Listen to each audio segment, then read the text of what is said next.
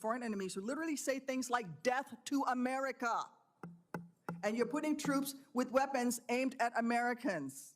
I believe the Secretary of Defense has just responded last week and admitted that the $1 billion mission that he led against the Houthis, who do not have a navy, has not restored the transit of U.S. flag commercial vessels through the Red Sea, and in fact has resulted in the loss of 2 F-18 Hornets to the tune of $60 million apiece, as well as, I believe the last count was 7 Reaper drones to the tune of another $200 million. You are blowing through money like my fellow cadets and I did in our first Liberty after basic camp. Luckily, I didn't end up with a questionable tattoo.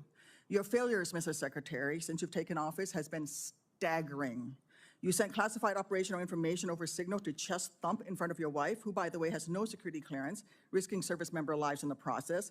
You blew the $1 billion fight against the Houthis, whom, again, as my colleague says, has no navy, and yet you lost all of those aircraft.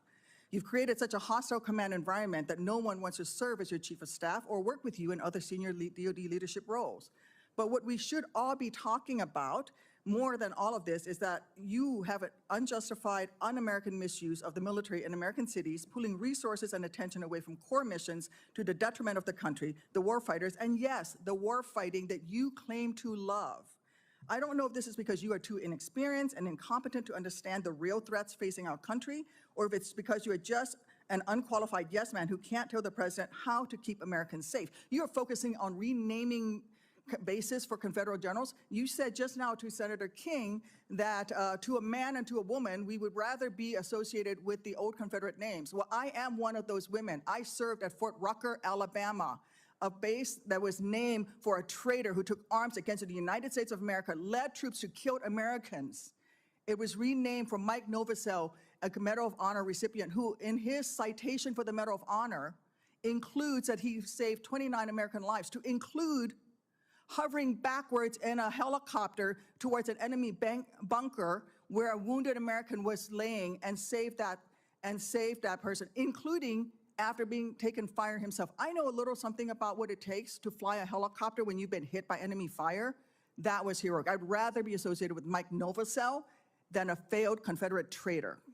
I don't know whether you are inexperienced or too incompetent, but I wonder when you will actually focus on our nation's warfighting mission.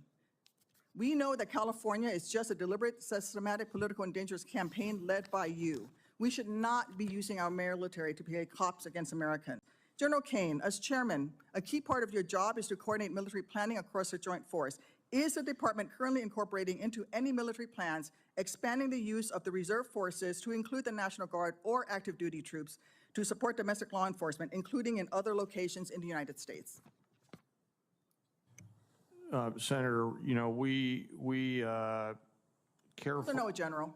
Well, it's not really a yes or no question, Madam Senator. We plan all kinds of different things. I think it is a yes or no question. I'm not aware of anything, but the reason why I'm answering is the tags may be looking at something that I'm not aware of. What are you doing at your level? You're not aware of that happening at your level? Because we know that on his first day, President Trump directed U.S. Northern Command to revise its unified command plan to add new planning requirements to combat, and I quote, criminal activities. A series of follow-up executive orders continue to redirect DoD priorities to supporting domestic law enforcement, including one in April that tells DoD, and I quote, use national security assets for law and order. In other words, do law enforcement's job. I'd like to enter these executive orders into the record, Mr. Chairman. Is there objection? Without objection, so ordered. Pete Hegseth, you say you are focused on warfighting and warriors. These are your words. Yet you are diverting untold DoD resources and attention to a fundamentally non-military mission of domestic policing. Across the country, we have qualified police officers who are trained for that mission. They know those streets better than the Marines you deploy to Los Angeles, who normally focus on the Indo-Pacific. And you recently approved 700 more troops in 3 other states to do admin and logistics works for ICE. You say all of this is valuable training, but I would much rather have our troops do tough, realistic training relevant to high-end combat.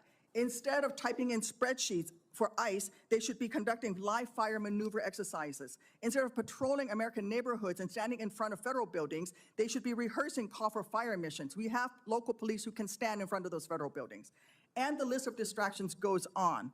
You are encouraging the DoD workforce to go work for DHS in increasing numbers. You're pulling the military away from facing foreign enemies who literally say things like death to America. And you're putting troops with weapons aimed at Americans. Mr. Secretary, let the military get back to its real job. Stop forcing them to do DHSs. And if you want to be the DHS secretary, maybe you can apply for that job when you're fired from this one due to your incompetence. This interest time has